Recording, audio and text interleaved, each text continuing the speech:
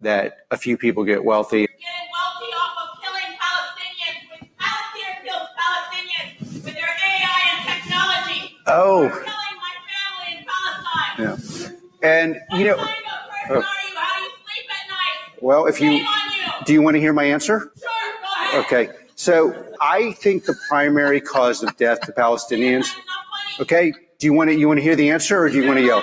Well, you don't want to hear an answer? So the primary source of death in Palestine is the fact that Hamas has realized that there are millions and millions of useful idiots that will. Using that excuse. This is why you don't get left to speak.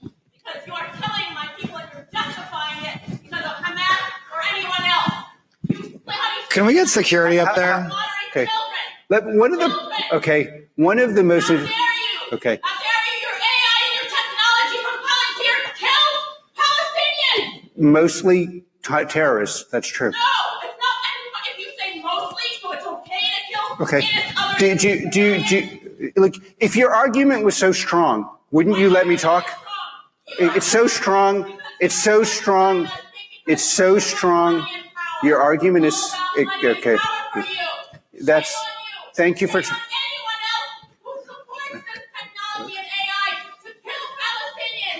If your argument was so strong, you'd let me talk. If your argument was...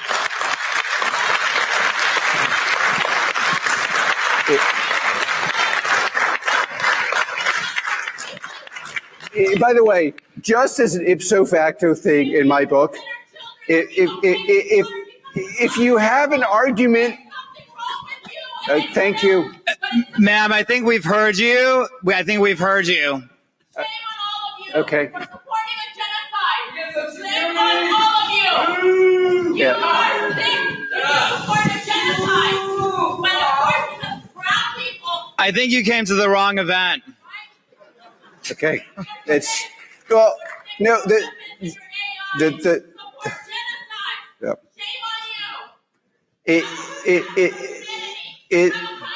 How about like okay. If anything, okay, have a great day. First of all, I really support free speech. So the part where you get up and say what you think, I'm 100% on your side. Like, you want to come in here and accuse us of doing bad things, regurgitate where I'm a sick, bad person who's doing it for power, and I'm enjoying watching people suffer. Okay, great.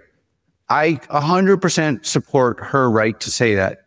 But the thing on our side that we have to fight for is we have to fight for a right to discuss and say our side of this or my side of this. And like one of the most important things about the book, which you may not want to read is, you don't need to read is, if your argument is that strong, why will you not let the other side talk? And in there, it's obviously if the argument was as simple, and by the way, the pain of Palestinians is something that everybody, and anyone who dies in war, obviously people care about. The obvious solution to war is to have the West having the strongest, most precise, deadly weapons possible so that we can minimize unnecessary, innocent deaths. And by the way, the primary way you minimize these deaths is you're so strong no one attacks you. And that's how you actually do it. Now, there are many sides to this debate. One of the things that's really frustrating in the West is I spent a lot of my life in Germany. I'm kind of pro-German culture, especially where it actually works. You know, we kind of all support something like climate. I think most people support regulated immigration. You have 20% of your society in Germany who are just radical to the point where the ideas make no sense, but they 100% believe, and then they end up controlling the policies of the whole society. And the responsibility we have who want pragmatic, real world solutions, like, of course, wars lead to innocent deaths. What do you do to minimize the death? Why did October 7th also include how were there security lapses? You know, these are really important questions. Could it be done better? How would you do it better? What is America's role? Who do we sell to? Under what conditions? Who controls the technology? Does America control the products we produce? At what point, if we're going to have generalized deadly AI, does the government have a responsibility to control who owns it, who runs it, what is it used for? Is there a sense in which you have to be politically and culturally aligned? Can you have a discoursive discussion? These are all completely legitimate topics. But if we who disagree with being shouted at do not stand up and say, you know, fuck it, we got to fight back, at least talk about and force discursive discussion, they will win. It's like they take it to an extreme where it's obviously absurd. And by the way, and where it's very much linked to, you know, what happened in the Mali, I believe she believes I'm evil. I believe she's an unwitting product of an evil force, Hamas. That she unwittingly is part of their strategy, that she is a product. And the most important thing, arguably, in the book, or what Palantir, or what you could learn, is do not become a product of an ideology that sounds sensible. Because the minute you become a product of that ideology, you'll be weaponized. And like the consumer internet version is we become more divided and less smart and less happy. And the political version of it is you won't let anyone provide a different opinion because, of course, that person has to be evil. And the opinion that is actually probably less productized is more nuanced. And then, quite frankly, because you also probably have to make implicitly adopt an ethical hierarchy. So the hierarchy of my book and our company is the West is superior. It's simply superior because we can have this discussion. She can yell, I can respond, and we have to fight to make sure that breaks down. The thing that scares people about AI is scary, which is that it can be abused. It will give great powers, much more power over it than they otherwise would have without it. And it will lead to a hierarchical disparity, which will lead to how the world is governed, which is why we have to win this in America. Because if, in fact, another great power gets this technology and has the ability to more or less precisely target, more efficiently target, more accurately use actual devices that currently work, which is like hardware, software, hybrid devices, they will define the world order. And that world order is going to look like the person doesn't get to speak or they only get to speak. And that's what I do not want. And that actually is what we have to fight for. And Alex, if I could just add something. In the freedom of this country, you're attacking the U.S. government. People vote with their feet.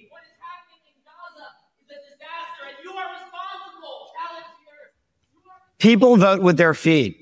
In the freedom of this country, these protesters are using our democracy to attack our system of government, and we support their freedom of expression.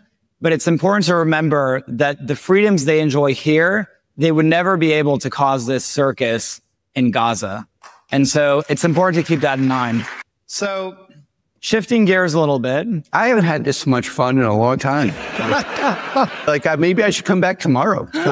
This is like I'm actually a reformed academic, and I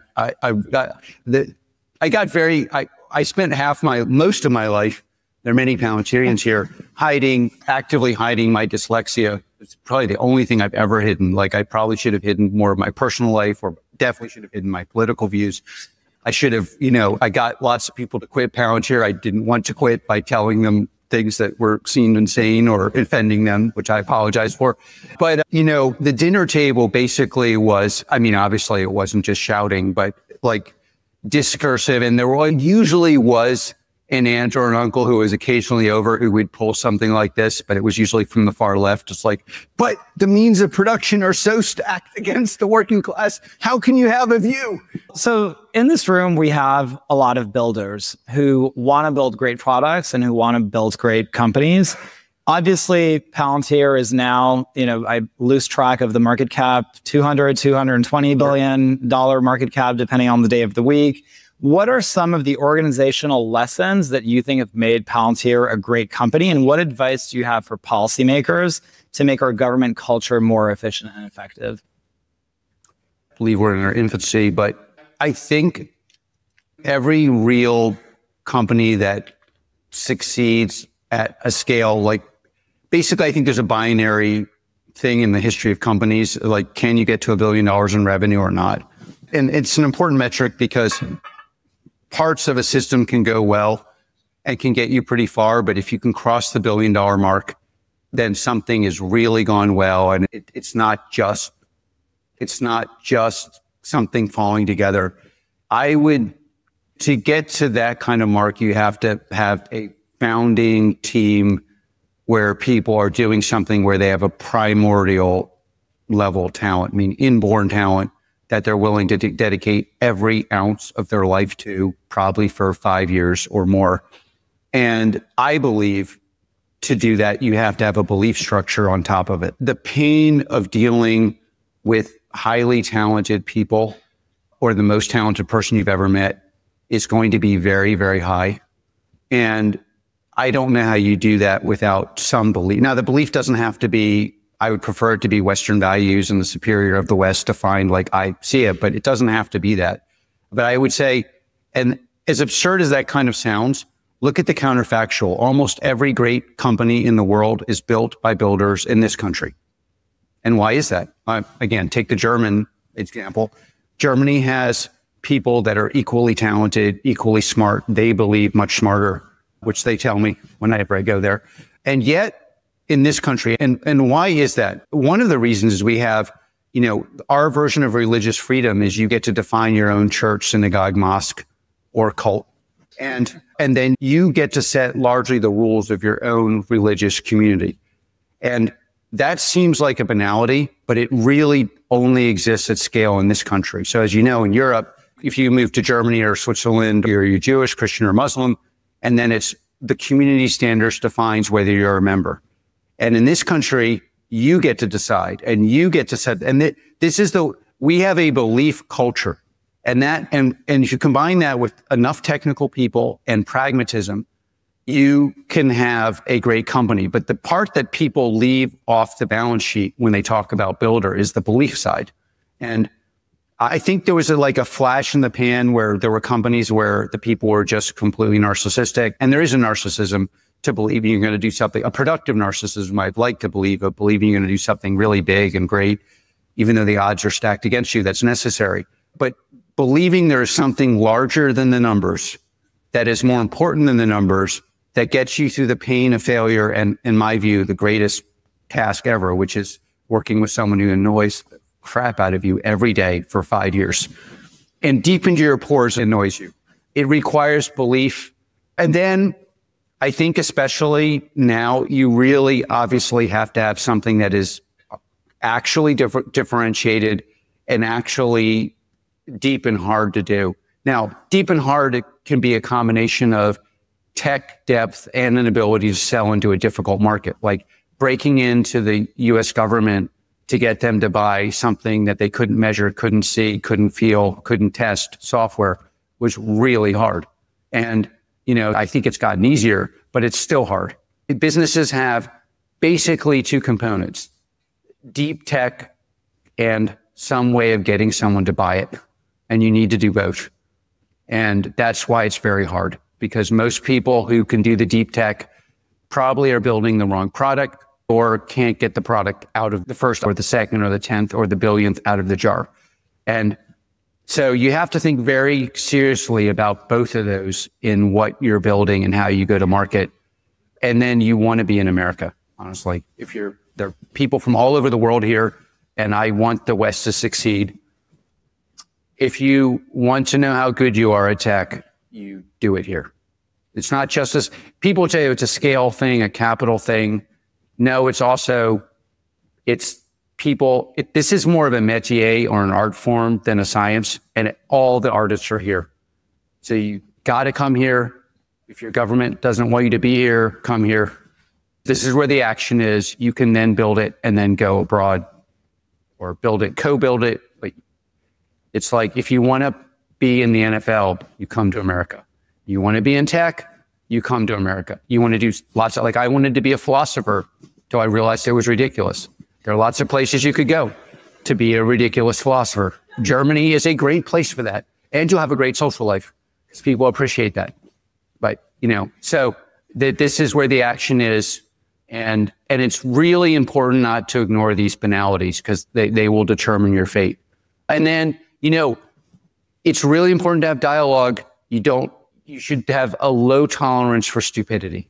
I mean, in public, when you're talking to people, you really want to steel man. It's a contradiction, but you want to steel man everything you encounter.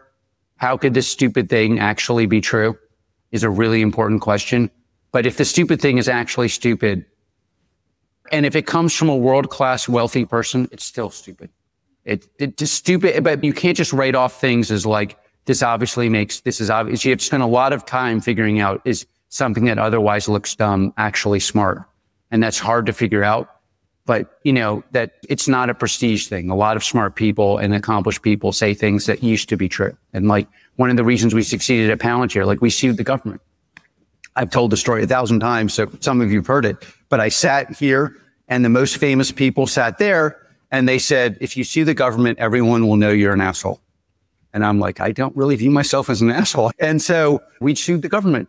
And they were right that it was really stupid. And I was right that if we didn't change the way procurement was done, this nation would not be strong and good and we would fail.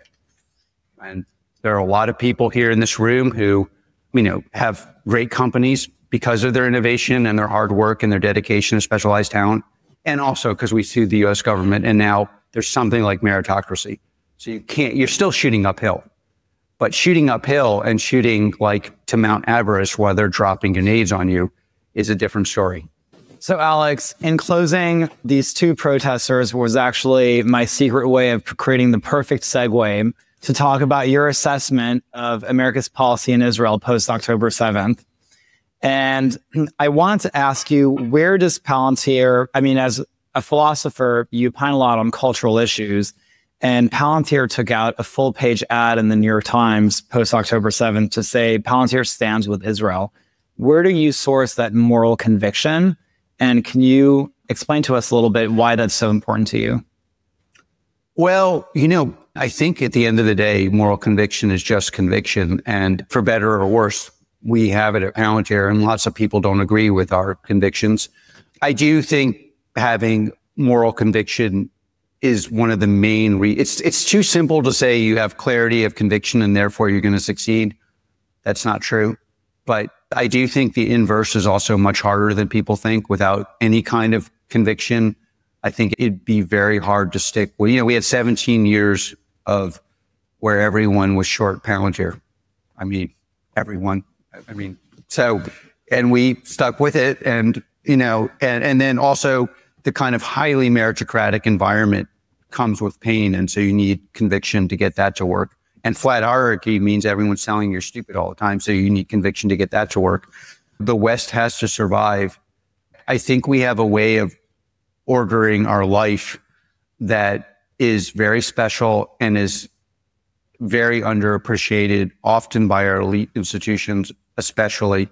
And if we lose it, we will lose everything that makes everything work in this world.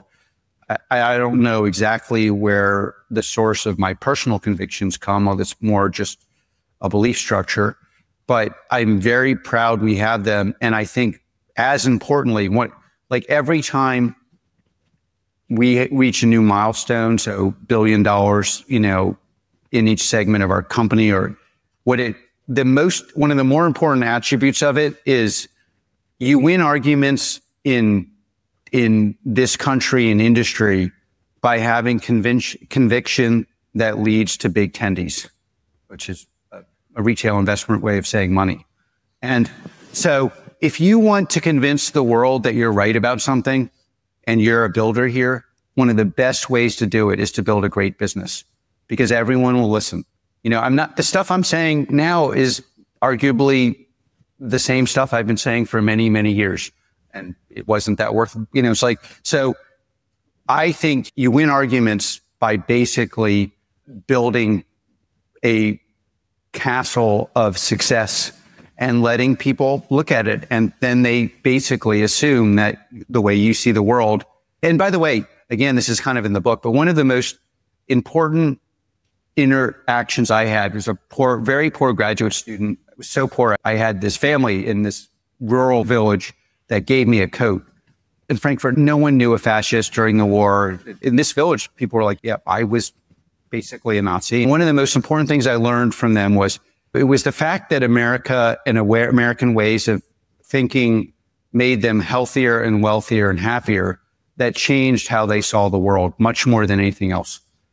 And if you want to change how people organize, if you want to create a discursive environment, if you want to widen the aperture of access to things that work, educational reform, including meritocratic institutions across our society, including universities, you've got to show it in action. And then people will judge you by the fruits you bear. And that will have an enormous impact. One of the reasons I think a lot of us still fight, both current Palantirians, ex-Palantirians, customers, partners, investors, fight for us or defend us, or at least tolerate things they may not exactly agree with, is because they know we're fighting to get something to actually work. And that is actually how you shift the dialogue. And if you want to steal man, why are they yelling and not talking? What are they building? One of my favorite things, I have most of my family is left of center. And one of my favorite things is, and I view myself as a classic liberal. My first question is always, show me an institution you respect that's actually working. And that shuts things up very quickly. And I say, I'll give you an institution you don't agree with a lot, my company, and it's actually working. Why don't you try to figure out how you can take some meritocracy and then put it into your worldview? Because that might work. How about working with people who disagree with you? That might work. How about taking something and building something where the inputs are much less than the output, which is the primary determinative of something, if something is working. And then what you will get is you essentially split the ocean. One side will yell at you and tell you, you can't say this, you can't think this, you can't do this. And the other side, people who equally do not agree with me, will be like, yeah, that's a real challenge.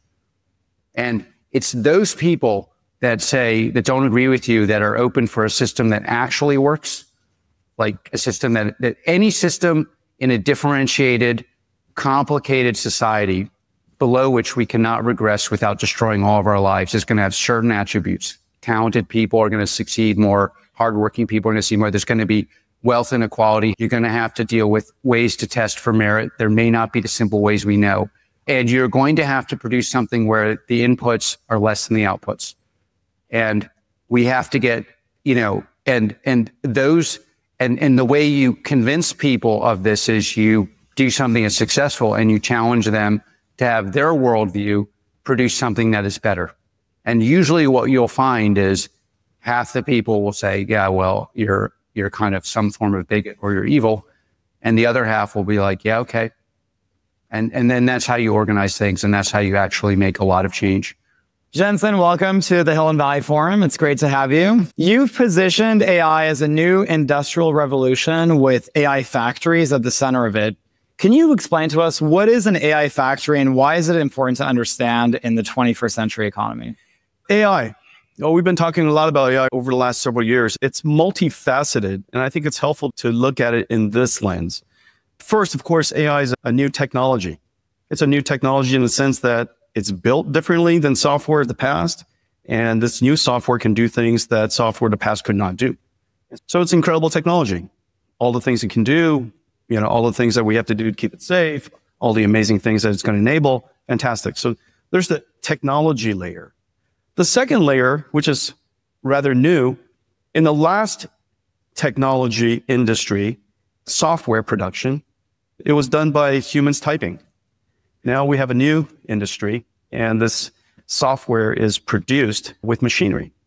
So you need a large supercomputer, you apply electricity to it, and what comes flying out of it are tokens. And these tokens could be reformulated into numbers and words and proteins and images and videos and three-dimensional structures. And, you could reformulate these tokens into all kinds of things. We call it intelligence. And so this machinery looks different than the machinery of the past. And I call it an AI factory because it does one thing. Every single day it's producing tokens. And the layer above that is infrastructural. And this is the reason why we now internalize that AI is likely going to be quite an extraordinary industrial revolution in the sense that this new technology is going to enable a new industry that I just mentioned, AI factories, the production of intelligence, but it's going to go back and revolutionize and transform every other industry. And so all of these tokens are going to go into healthcare and education. One of my favorites is education. I use it every day for education. Financial services, engineering. We use AI every day for software programming and supply chain management.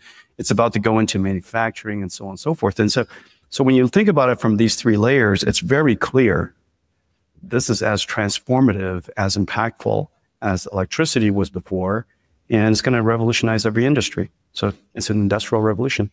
So do you think it's a paradigm shift in modern computing, and that every factory that's building physical things in the real world will also be accompanied by an AI factory? Yeah, perfect. Absolutely.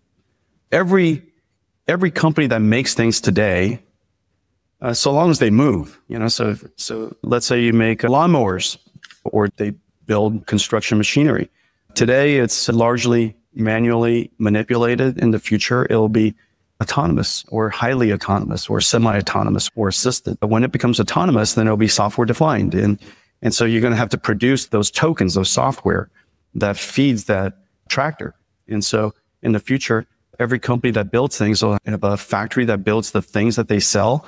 And then they'll have another factory that builds and produces the AI that runs on that thing that they sell. And so it's very clear when you look at car companies. Today's car companies largely make cars, but it's very clear that in 10 years' time, every car company will also produce the tokens that runs in those cars. You've talked a little bit about physical AI, the concept of physical AI over the last year. For policymakers who are thinking about the future of American policy, can you explain to us a little bit what physical AI is and how we should be thinking about it? Take a step back. AI really came to consciousness, modern AI really came into consciousness about 12, 14 years ago when AlexNet came out and computer vision was a big giant breakthrough. And that was I guess 2012. Around that time, when you take a step back, what is computer vision? In this largest context is perception. Perceiving the world, whatever modality of information. It could be, of course, images, it could be sounds, it could be vibration, temperature. And we've now developed AI models that understand the meaning of all of that information and can be quite smart about it. The first layer, the first wave of AI was perception AI. The second, what everybody started talking about maybe 5 years ago, was generative AI. And generative AI is where the AI model has learned how to understand the meaning of the information, but translate it. So for example, you could understand English and translate it to French. You could understand English and translate it to images. And so you could prompt it to generate images. So generative AI is essentially a universal translator, if you will, a universal translator that understands the language of humans. And so that's the next wave. The wave that we're in now is where you now have AIs that can understand, it can generate, but as you know, intelligence requires us to solve problems and recognize conditions that we've never seen before. And the way we do that is we use reasoning. We apply rules and laws and principles that we've learned in the past, and we break the problem down step by step by step. And even though we've never solved this problem before, through reasoning, we can solve it. Okay. And so one of the unique capabilities of intelligence. And so we're now in this age called reasoning AI, and reasoning AIs allow you to produce a form of digital robots. We call them agentic AI, agents. It has agency. And so AI that can understand the task that's been given, it can go off and learn and read, use tools like calculators and web browsers and spreadsheets, and then come back and does something for you. And it could be something related to supply chain, so it accesses SAP. It could be something related to HR, access Workday. And so these agentic AIs are essentially robots, but they're digital workforce robots. And so in the future, we're going to be the generation of CEOs that are going to manage biological workforce as well as digital workforce, and HR department for the biological workforce and our IT department are going to become the HR of agentic AI. Right? This is kind of the phase we're in today. The next wave requires us to understand things like the laws of physics, friction, inertia, cause and effect. The fact that I tip that thing over, it's going to fall. When I set the bottle down, it's not going to go through the table. And so all of these common sense physical reasoning abilities that children have, that our pets have, most AIs don't have. You know, I roll a ball over the kitchen counter and it goes up over the top and it disappears. Well, the AI thinks it's disappeared, but you know, your dog knows it's on the other side. It understands this concept called object permanence, and it didn't go into another metaverse. So it runs around the table and gets it. And a robot needs to learn that if you want to go from this side of the table to that side of the table, you can't go through the table. You're going to have to reason about how to go around the table. And so all of these type of physical reasoning things is what's called physical AI. And when you take that physical AI and then you put it into a physical object called a robot, you get robotics. And this is really important for us now because we're building plants and factories all over the United States. And we'd like to build it in a way that takes advantage of the latest technologies.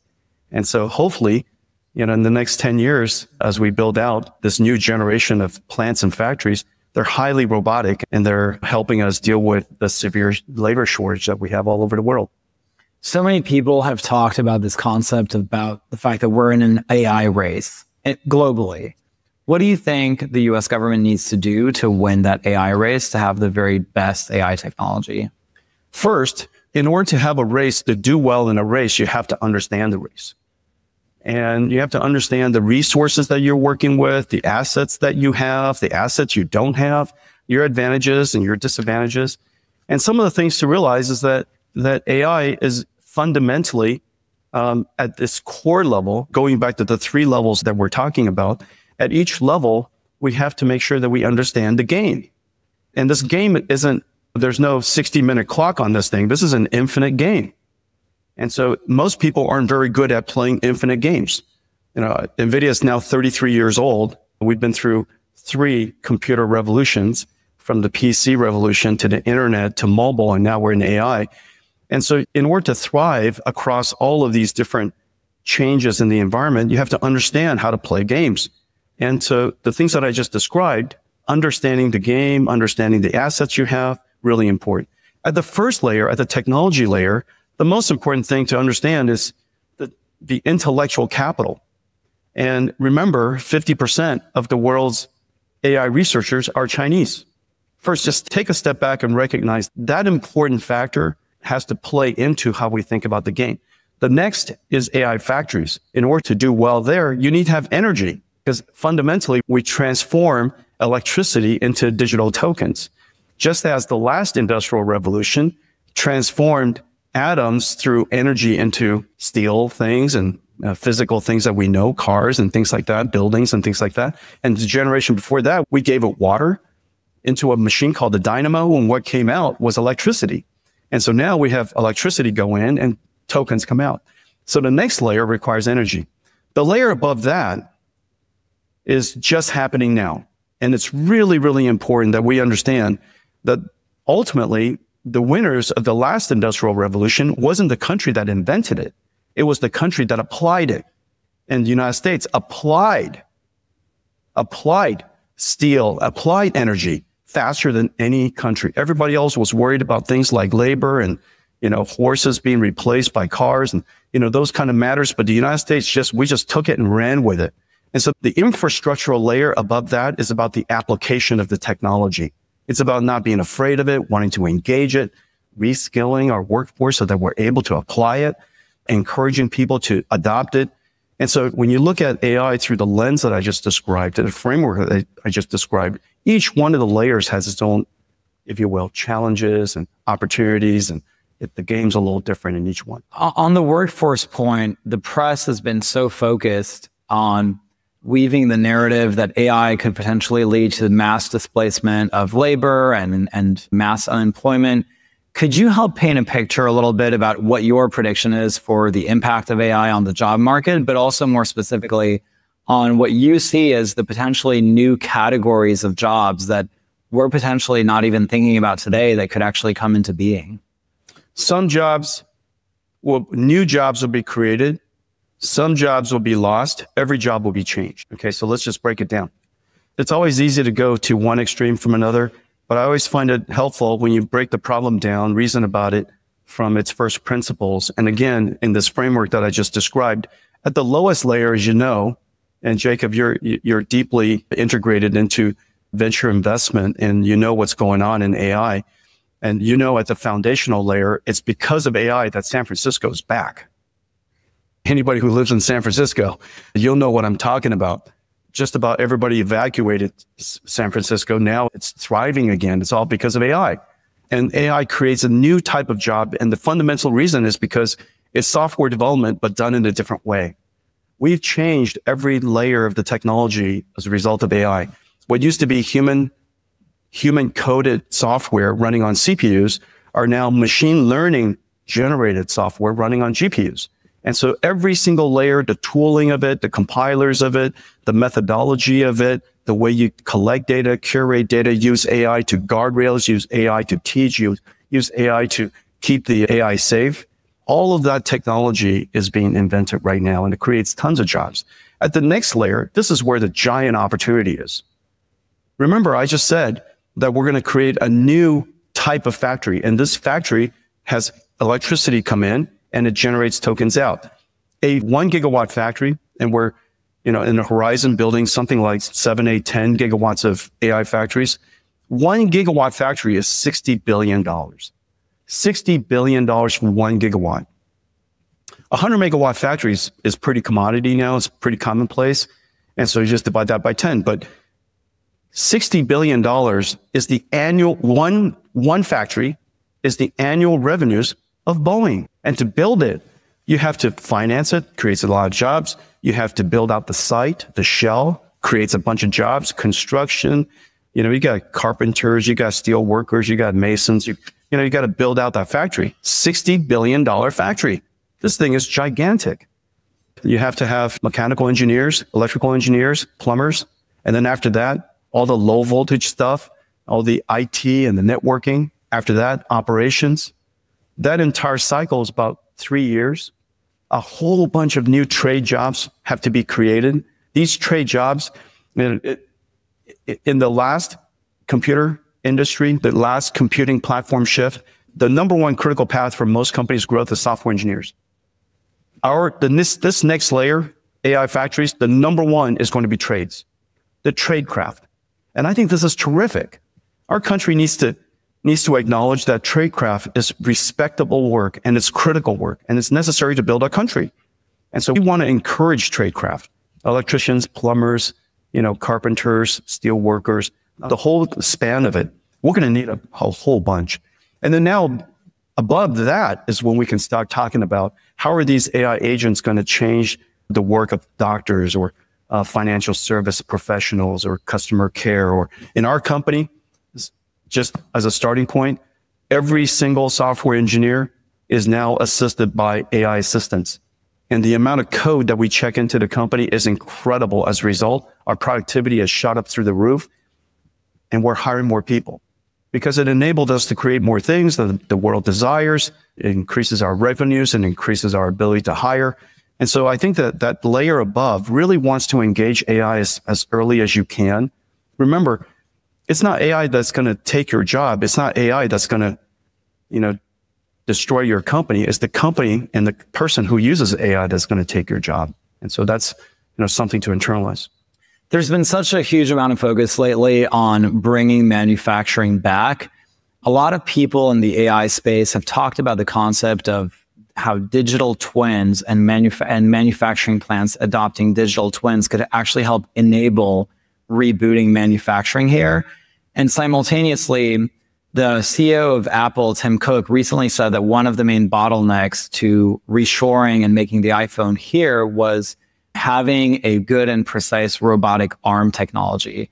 So on both counts, it really seems like AI could be an enabling technology for manufacturing and reshoring. Could you tell us a little bit more about what your prognosis is on that? Yeah. Well, first of all, manufacturing is not about low-cost labor.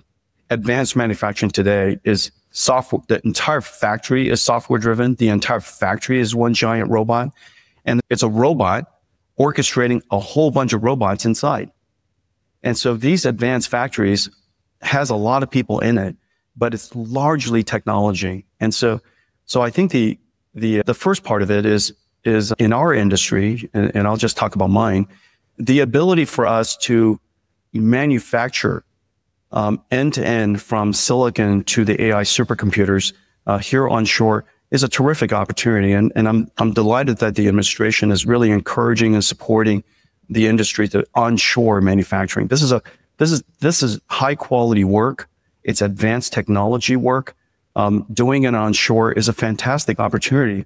And I'm very enthusiastic about it. We're huge proponents of it.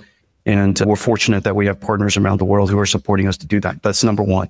Second, if we don't get good at manufacturing, we're going to leave behind a giant industry. What country doesn't want to get engaged in this new industry called AI?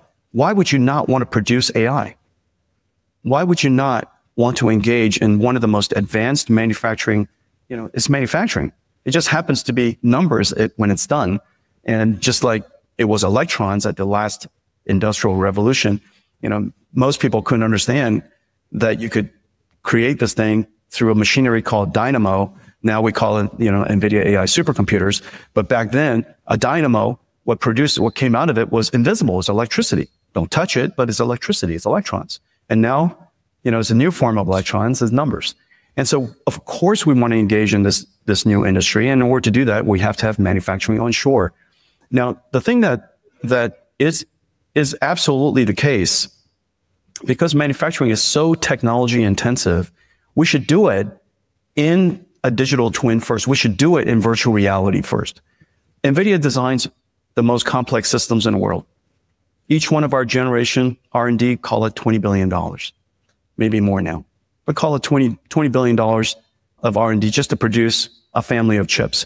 We designed those chips completely in their digital twin. They existed for months and months and months, long before we ever produced it. The moment I produced it, I know it to be perfect. I know it because we've simulated it exhaustively and we emulated it and we put it into its paces.